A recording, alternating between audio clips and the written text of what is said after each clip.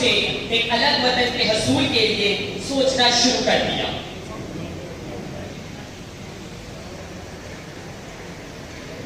مسلمانوں میں اس آزادی کے حصول کے لیے جدوجہد کے لیے بہت سے مسلم رہنما آگے بڑھے، جن میں سر فہرست بابائے قوم، بانی پاکستان، قائد اعظم محمد علی جناح،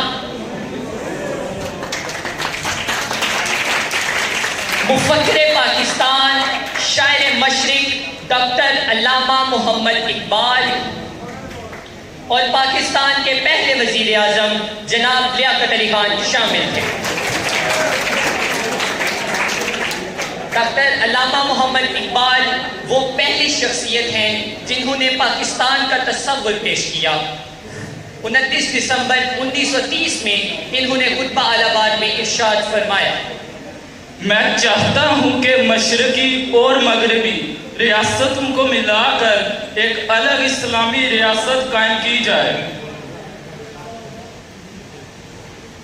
برصغیر پاک و ہند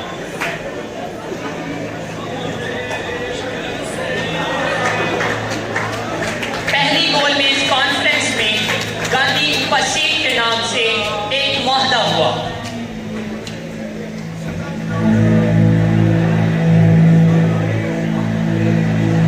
قائد اعظم نے قوم سے خطاب کرتے ہوئے ارشاد فرمایا،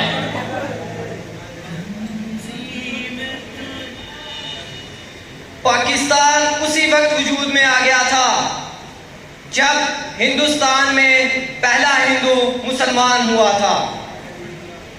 23 مارچ 1940 کو لاہور کے اقبال پارک میں مسلمانوں کا سالانہ جلسہ منعقد ہوا، جس میں انہوں نے متفقہ طور پر ایک قرارداد پاس کی۔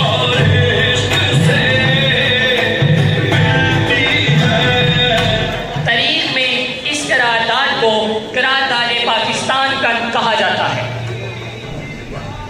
اس قرارداد میں مسلمانوں نے اپنے لیے ایک الگ وطن کا مطالبہ کیا۔